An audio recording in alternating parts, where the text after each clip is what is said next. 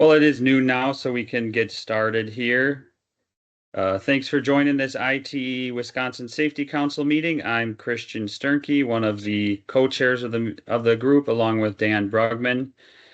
Today, well, just a reminder, we record the meetings and then we'll post them to the page, which you can access via the ITE Wisconsin website. And then we'll send out a link to that as well as the PDH form after the meeting. Dan will send that out. Today, we're going to be discussing roundabouts, particularly compact roundabouts. Dan's going to start off with some state information, and then we're lucky to have Leah Ness here from Eau Claire to discuss her experience with them up there. So I will hand it off to Dan here. Right. Can everyone see my slides? Cool. All right. Yeah, as Christian said, I am the other co-chair of the Safety Council. I'm here today just to introduce the topic of roundabouts. So hopefully everybody here understands what a roundabout is, but I want to kind of go through some general information because Wisconsin's one of the leading states in roundabout implementation. Just going to kind of give an overview of where the state's at, why we're continuing to build them, where we're building them, and then some information about the various types that you encounter on our roadways. So why roundabouts? I'm going to throw a lot of stats at you here, but they are identified as one of FHWA's proven safety countermeasures, which are a suite of safety treatments countermeasures that reduce fatal and serious injury crashes.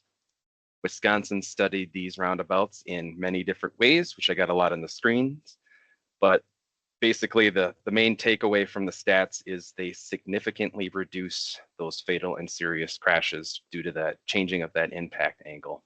We have in Wisconsin seen increases in the property damage crashes as a result of putting these out there. I'll share these slides after the meeting, as Christian said. Just some facts about roundabouts. The first one that we had was in 1999 in Howard. Actually, two of them on County M, and in the background image, you can see both of those. First one in the state system was a couple years later in Mount Horeb. There was a couple that year, but this one was the first official one that opened up, according to our data, on Highway 78 and 92. As of beginning of this year, we have over 600 roundabouts now in the state that we know about. 312 of those are on the state highway system, and almost 300 are on the local roadway system as well. This averages to about 21 roundabouts being built per year. This chart here kind of gives you a graphic of, we were slow to start, but kind of in the early 2010s to 2015, we built a lot of them very quickly. We've slowed down a little bit, but we are continuing to build about, like I said, about 20 per year. And this kind of looks into the future as well, that we're still continuing to build them as they become more and more popular in the state. That data comes from our GIS map showing where we have kind of existing and proposed locations. I'll drop the link to this map, but it's publicly available. WisDOT collects this data annually. It includes, like I said, the state highway and local roadway intersections that are roundabouts. We don't know where they all are all the time. So if there's any locations that are missing, please let us know. There's some contact information on that map that if you see one that's missing, we'll add it to our database. Last thing here, just some different types of roundabouts. They all are roundabouts, but they come in various shapes, sizes, and colors even. We've got our standard roundabouts, which are larger. The inscribed circle diameters greater than 120 feet. That's your traditional roundabout where the central island you can't drive over. Those are popular in the state system and local roads. We've got the in-between, the compact roundabout, which is between 80 and 120 feet. And that kind of has either a traversable or non-traversable center island. And then we've got the mini roundabouts, which are less than 80 feet. And to give you guys an idea of how many we have in the state, Standard roundabouts are by far the more popular choice. Ramp terminals as well are also the standard size. Compact, primarily on the local system. We just opened 2 on the state highway system in the Northeast region last year. And we have very few existing mini roundabouts, so those smaller roundabouts. So that gives you kind of an idea of where we're at from the state's perspective, and I will pass it off to Leah Ness, who's from the city of Eau Claire as the engineering director, who's going to talk about the city's experience.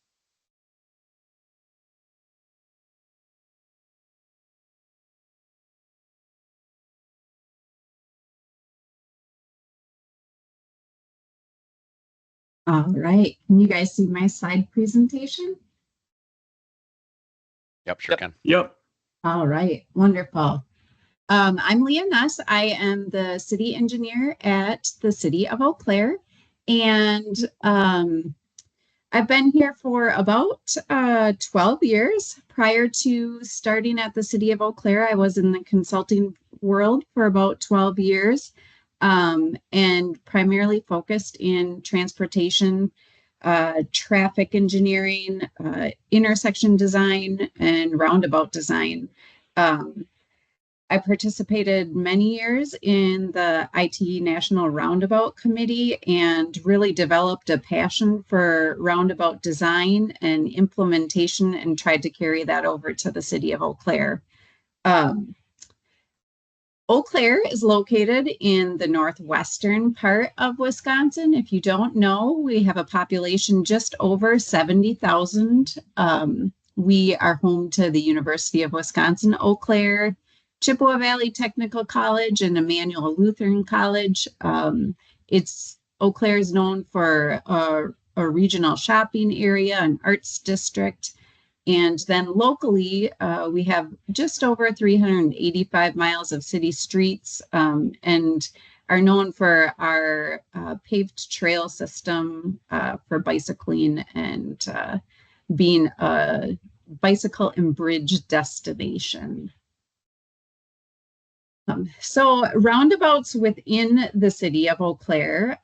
This is a map from WSDOT, kind of blown in version of what you saw previously. The city of Eau Claire has 10 roundabouts within the city limits and 8 on the local roadway system.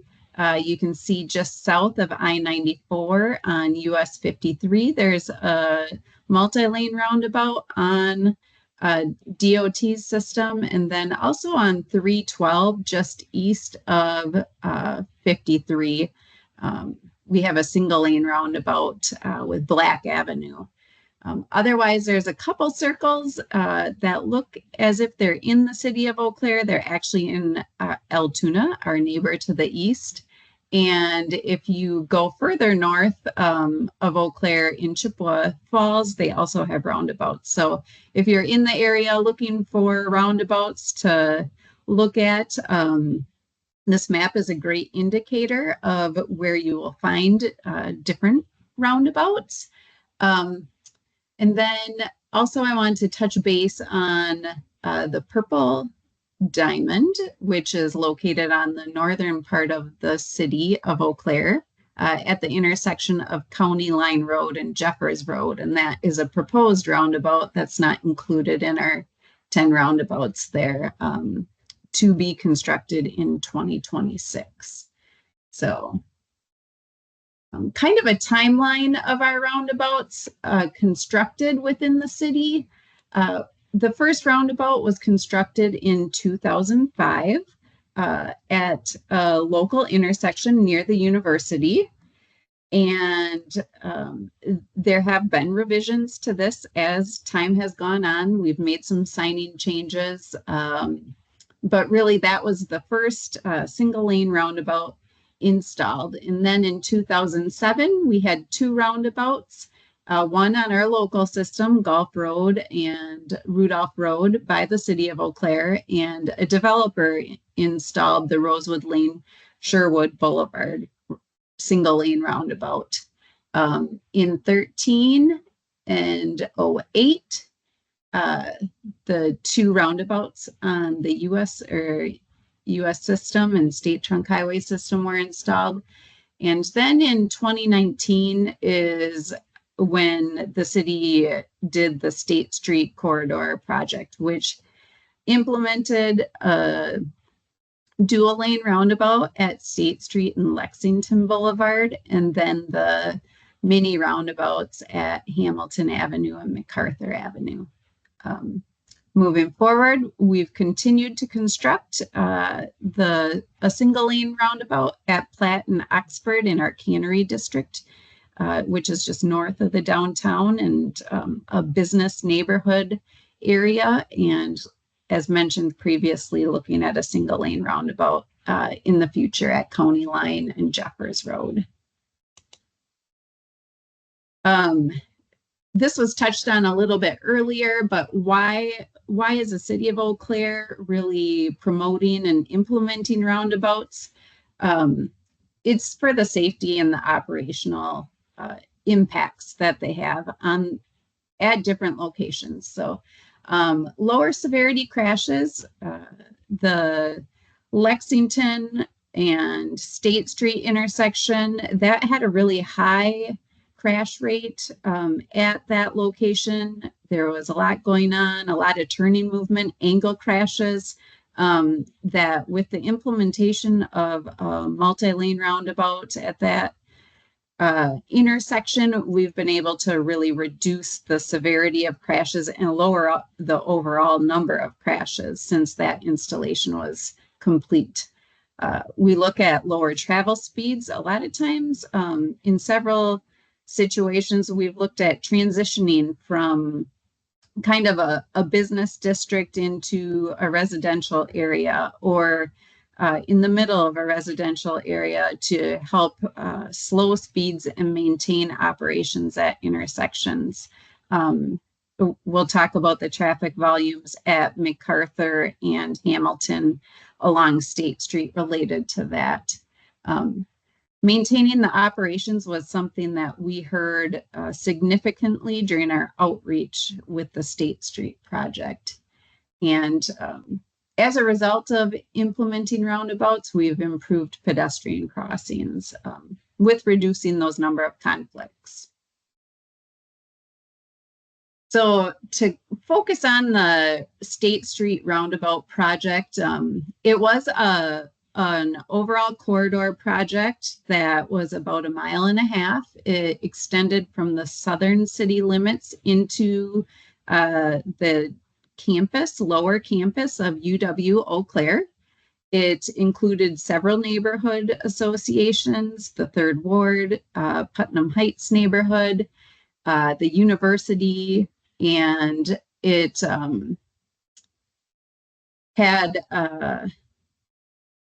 we originally started out looking at 4 roundabouts within this project, but ended up constructing 3. I'll focus on the upper campus or the Putnam Heights neighborhood area, where we presented a lot of information for different groups throughout this project. This was really when the city was starting to look at developing a complete streets policy as well. So we had a lot of outreach. We did a walk audit with residents through the neighborhood. Shown on the screen are some of the exhibits that we used during the walk audit, and below is a picture of our discussions after the walk audit. But look to get information from the residents on what they're seeing and experience out in the corridor and how we can implement that information into the design. What we heard at those public information meetings and the neighborhood association meetings was the need for improved safety, crossing of pedestrians across the streets and to the parks, in between the neighborhoods, safe routes to school, and then also the safety, intersection safety and motorist safety, the number of crashes occurring at intersections along the corridor. So this is kind of some more detailed information along the project. We presented to the different user groups. State Street is considered a minor arterial and principal arterial to our downtown area and to the university area. It has an average daily traffic of 7,000 to 10,000 back in 2019. So we did take turning movement counts along the corridor and presented crash data to the user groups to help inform our recommendations for roundabouts at the different intersections. The crash data along the corridor, you can see the northernmost intersection, which is the Lexington Boulevard intersection with State Street, had 21 crashes with 18 property damage and then 3 injury crashes, several angle crashes at that intersection, and that's where we implemented a dual lane roundabout. Looking at MacArthur Avenue and Hamilton Avenue, those intersections had higher count data on the side streets and our through streets, east and west. They are safe routes to schools. We have Mans Elementary on the west side of State Street and South Middle School on the east side. So getting to, Mans on the east side and another elementary on the west side. So we do have crossing of students to schools using these streets. The high crash or the crashes at those locations, MacArthur had 4 crashes, property damage, and Hamilton had 10 crashes, 8 property and 2 injury. So at the 2 intersections, MacArthur and Hamilton, we recommended implementing mini roundabouts, and those would include traversable central islands.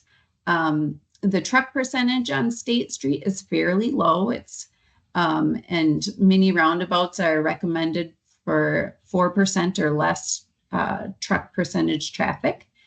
The multiple painted splitter islands, that's a typical aspect of a mini roundabout. And again, the daily entering volumes were right around 12,000 or 11,000 at these intersections, so under the 15,000 per day, and posted speed limits less than 35 miles per hour. And State Street is a 30 mile per hour posted speed limit.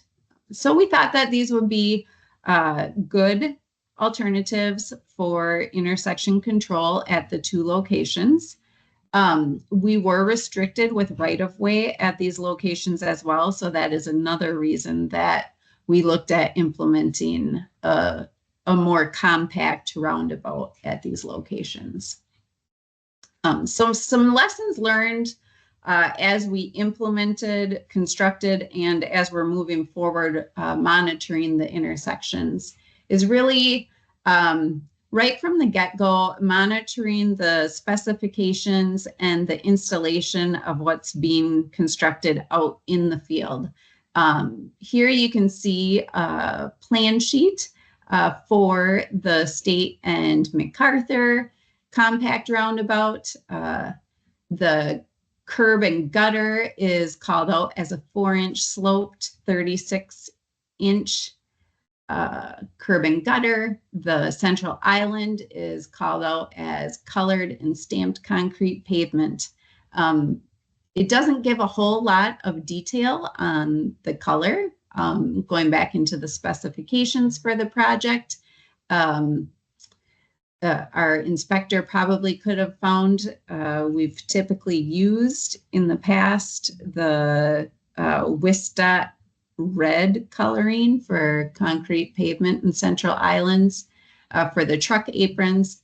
But in this situation, it was colored and stamped concrete to just a darker gray. So the visibility really didn't pop out like that standard red color that you've seen other truck aprons colored. And then the curbing type, when it was installed, our contractor had the correct curb foot on, but not quite the right slope when pouring the curb at the MacArthur intersection. So our inspector did catch that. So it was changed at the Hamilton intersection, but as we've kind of monitored that moving forward, we found that the curbing has impacted the types of crashes that are occurring at the MacArthur intersection. So really important to, one, we've learned is make sure that what we're expecting as engineers is getting placed on the plan set and implemented into the plan set, and then relayed to the inspectors and the contractors installing and inspecting out in the field. Here you can see on the upper side of the slide, the gray central island that was originally installed at the East Hamilton Avenue, and MacArthur looked similar with the gray central traversable island. We did go back out and stain that to the more standard red color for better visibility in the short future after that installation. And then it's probably not very visible on the screen, but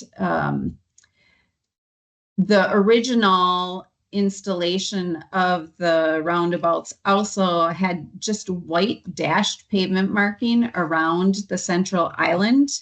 And we've switched that to yellow to really help emphasize the curb and gutter and the island within the center of the roundabout. Here you can see an original picture of the central island and the vertical design options within the roundabouts. And with the traversable central island, it was hard to see with the grade concrete, and then with just the dashed pavement marking around it, it was also hard to see.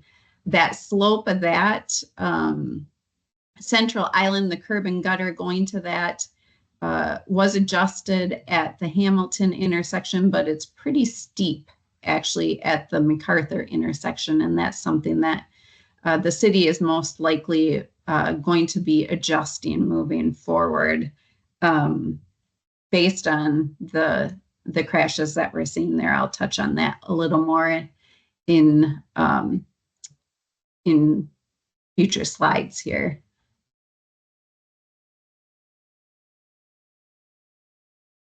So importance of visibility, you can see at the bottom of the slide here, the pavement marked nose for the island, the additional yellow pavement marking that was placed around the central island.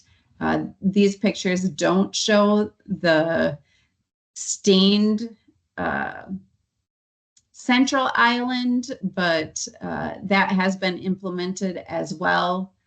Really monitoring the maintenance of the roundabouts has been a learning experience for me as well, working with our street maintenance group, making sure that each year the concrete is getting stained properly, that the signage is being replaced if there is a collision or running into a sign, a knockdown out at the roundabouts within the community, and making sure that things are visible at the intersections. We found that lighting at these two intersections needs to be increased as well. At the Lexington roundabout, we had that original 5-year crash number was at 21. The last 4 years, we've had 4 crashes at that intersection, but that intersection is lit. It has that defined central island, and the pavement marking is standard, I would say. Where at these more local intersections, the compact intersections, we did not increase the lighting at these, and visibility has been noted with several of the crashes. We have increased the number of crashes at the MacArthur intersection and at the Hamilton intersection. They've about doubled, I would say, from what the 5-year average was prior to the installation of the roundabouts. Mostly, I found in looking into the data at the Hamilton intersection, 35% of the crashes involved teen drivers. So I think education to the drivers is very important on how to drive. Failure to yield was cited for almost 90%, almost 100. I think it was 22 of the 23 crashes were cited for failure to yield. So really making the yield signs visible, probably looking at adding reflective tape to those yield signs as you approach the intersection in the near future, and then also adding lighting at those intersections this coming summer to help the visibility. So we'll continue to monitor those intersections moving forward. Here you can see, again, just kind of the layout of the compact or the mini roundabout. We have improved some of the pavement markings. It's hard to see in the pictures, but 19 compared to 20, and then the stained island again. I've learned, actually, I was talking to Dan prior to everyone coming on, that just going back and looking at Google Street View of our first roundabout that was installed in Eau Claire, just the importance of monitoring the intersections and what's happening out there is something that needs to be a forefront for all of us as well. So originally the Rudolph Road and Gulf Road roundabout was installed in 2005 or 7, and it had a yellow line around the central island. You can see that the concrete wasn't stained the reddish color for the truck apron. We had complaints, was my understanding, of the central island not being visible. You can see in that first picture, there were signs directing traffic around the central island. Those signs are missing in the next 2 pictures from 2019 and 2024. They were taken down or knocked down and never replaced. So that's something on our list moving forward, to get those roundabouts up to WSDOT signing standards. The change in landscaping has evolved, I'd say, throughout the installation of roundabouts within the city.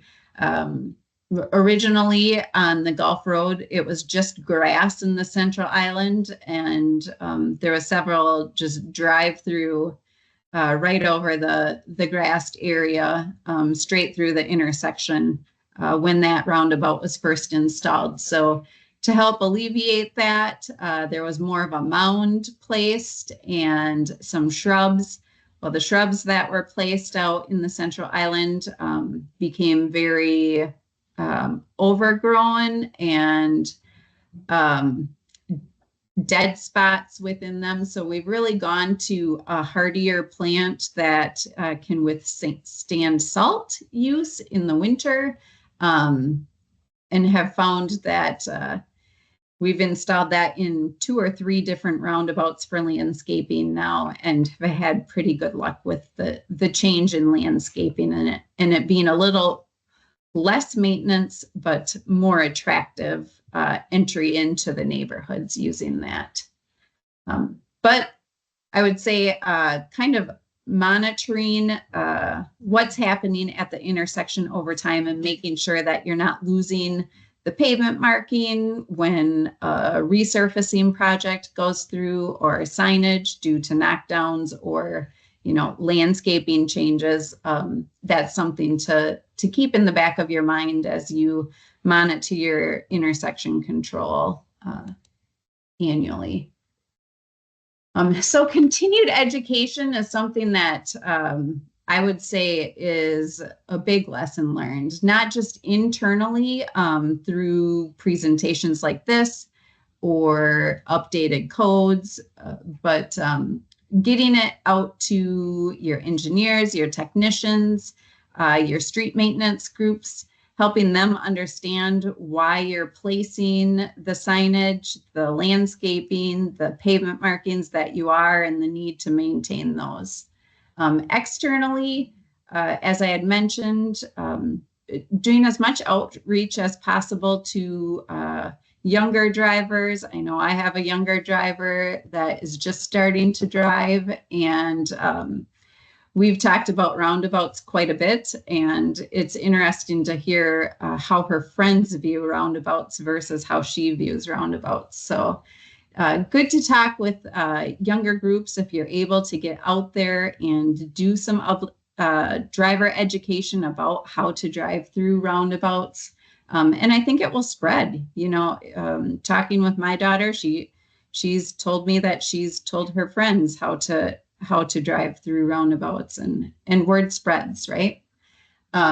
So continued education, I think, is a big lesson learned, but then also just the monitoring of the intersections and really designing these smaller, compact intersections to the design standards that other roundabouts are designed. So making sure that you have the proper signage, that the landscaping, that the truck aprons, that the curbs are installed properly to the specifications, and making sure that the plans have those details called out properly as well, so that what's in the plan set is reflected in the field.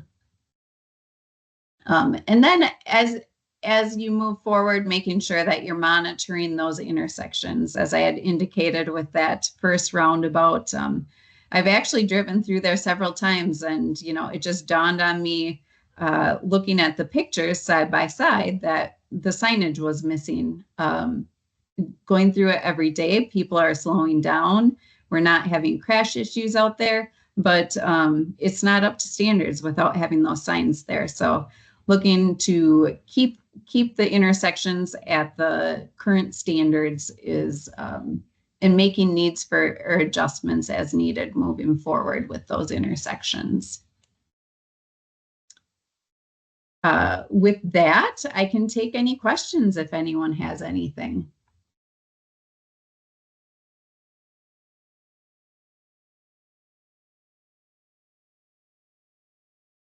Leah, there's a couple in the chat. Start off with this one from Natalie. Does Eau Claire see any benefits in not having to maintain signals as a result of having roundabouts, assuming that the signal or intersections would otherwise be signalized? I don't think any of the locations you talked about were signals before, but they were not. But I would say, we revisit the signal timings, and we take calls related to, a pedestrian push button not working, or the timings not being what drivers want them to be. So I feel like the roundabouts operationally are meeting the expectations of the drivers. But as I had mentioned, we still need to monitor the intersections to make sure that the signage is being maintained and that the pavement markings are being placed back the way they originally were and things along those lines. So I would say, even though the maintenance is probably lower, it still does involve going back and reviewing the intersections on a regular basis.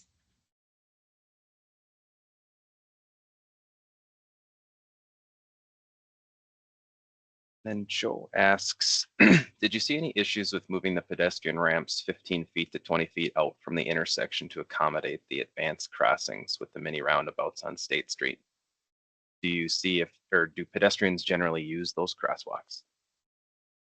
No, we have not had any, I'd say, direct feedback related to the crossings on the roundabouts.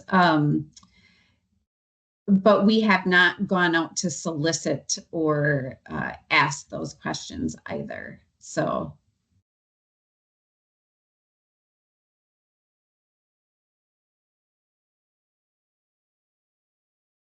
Kyle asked about visibility being a key concern. What advice do you have for lighting, which I think you hinted on, that you guys are looking and monitoring potential lighting improvements at those mini roundabouts. Do you want to expand on that, or? Yeah, definitely. So at the State Street and MacArthur and the State and Hamilton intersections, those intersections had just standard residential lighting at them. And we're looking at adding additional lighting on each of the approaches. Just one or maybe kitty corner lighting was present existing at those locations. So I think having better visibility at the intersection will really assist with being able to see approaching traffic. I don't know, though, that the collisions were specific to nighttime that we've been seeing. A lot of the crashes, I think, were more related to the speeds on State Street and entering into the roundabout and then not having seen how fast that vehicle was going, and the crash resulting as more of they looked quick, they entered, and then there was a vehicle there. So most of the crashes were not rear end crashes. I'd say more within the circulatory roadway that we've seen. So hoping that some visibility with adding the reflective tape on the yield signs, and then additionally just intersection lighting. Maybe it's related to weather or the winter evenings where we're dark earlier. We can address some of those concerns with the lighting.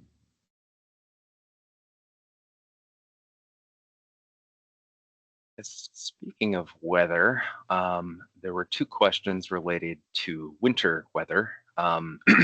What type of plant are you using that helps withstand salt use? And do you have any insights on snow removal operations with mini roundabouts, specifically on the island?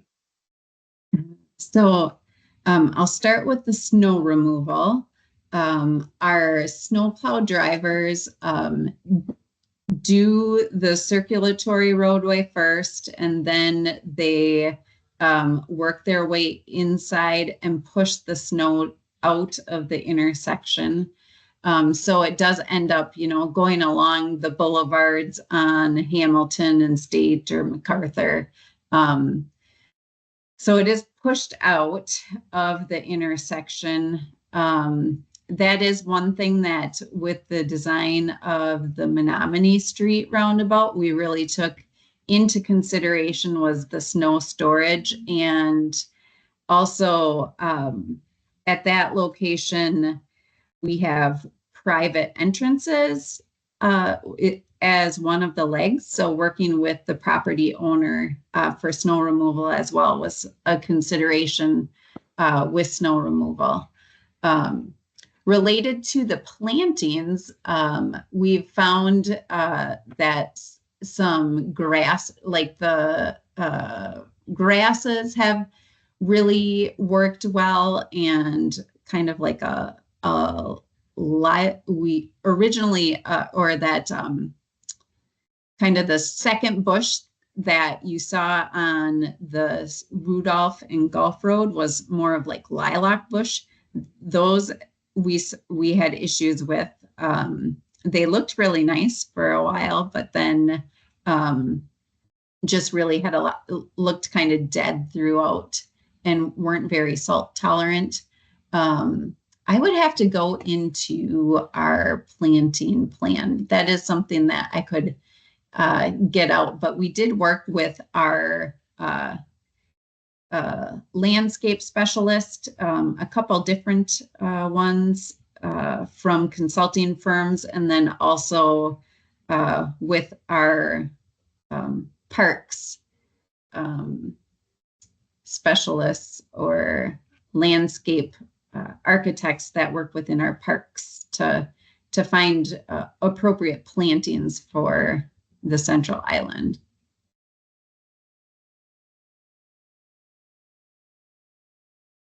Right, thank you.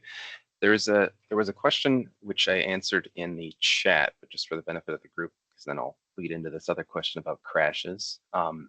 Was are we seeing overall or has there been any studies about mini roundabouts, and are they increasing overall crashes? And I shared that WSDOT hasn't done any studies specifically on mini or compact roundabouts. A lot of the numbers that I showed up were our standard or traditional roundabouts. There is some recent research that includes a couple locations from neighboring states that had smaller circles. Those are on our CMF table, which I linked in the chat. But in general, it kind of follows what we're seeing is that they do reduce the injury crashes, but they do have a tendency to increase property damage crashes depending on the situation.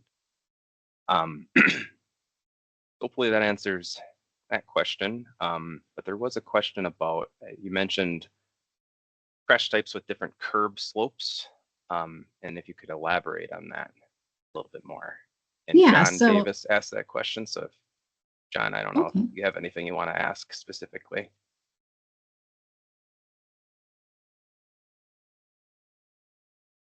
I can start with the MacArthur intersection. That's where we had the curbing. It was really slanted, more abrupt than what had been proposed. And with that higher curb to the Central Island, we've seen a couple things. Is as people are entering the roundabout or motorists are entering the roundabout, it's more of a jump up onto the Central Island instead of a smooth transition. So if they're traveling at higher speeds, it may deflect them off the Central Island, and that's where we're seeing the fixed object hits. So looking at the crash data for the MacArthur intersection, 40% of the crashes involved speeding or were noted for speeding, and 70% of the crashes were fixed object crashes. So really, I believe a lot of that is having a higher speed coming into that intersection and going up onto the traversable Central Island, but it's kind of bucking the vehicle with that more abrupt transition between the Central Island and the curb and gutter to the circulatory roadway.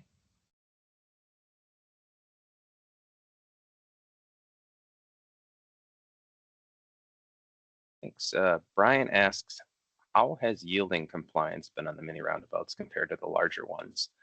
And any issues with drivers making the through movement through the center island?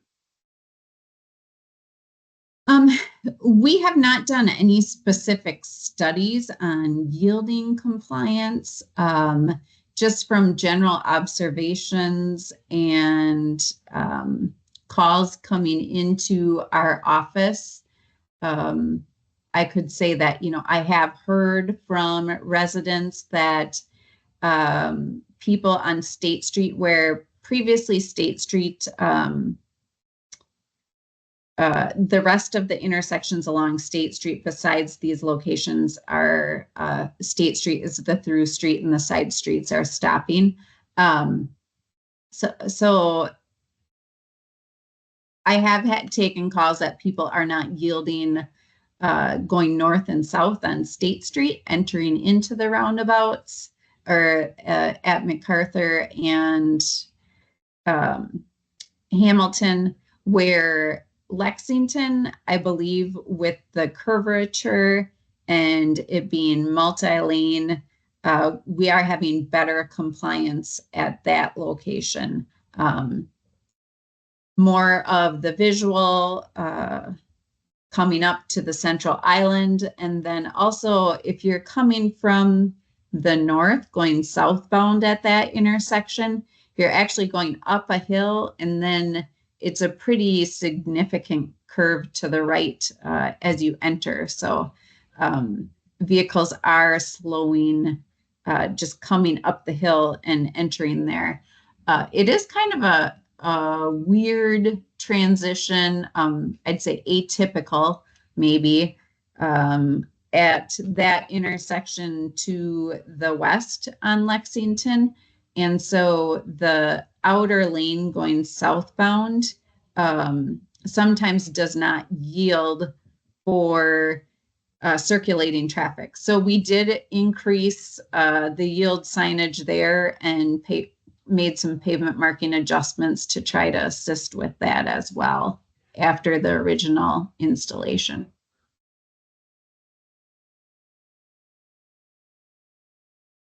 Right, and the last question we got in the chat is, since the intersections were always stopped before the mini roundabouts, did the speeds actually increase on State Street? We have not done a speed study along State Street prior to. I think we had some spot speeds that we had recorded, but that is not something that we have done before and after study on at that location. Good question or suggestion, though.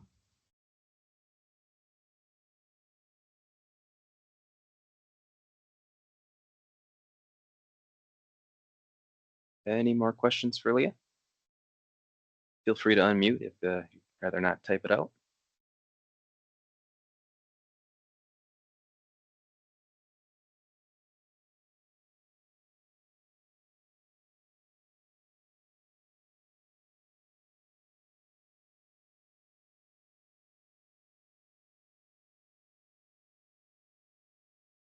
Well, thank you, everyone. If you do come up with questions, my email is on the screen, or you can look me up on the City of Eau Claire webpage and give me a call or shoot me an email. Thank you very much, Leah. Yeah, thanks, Leah. Thank you. Great presentation. And for the council, we'll probably have another meeting in a few months, so we'll reach out with information on that when we have it planned. Thank you. Thank you. Thanks, everyone.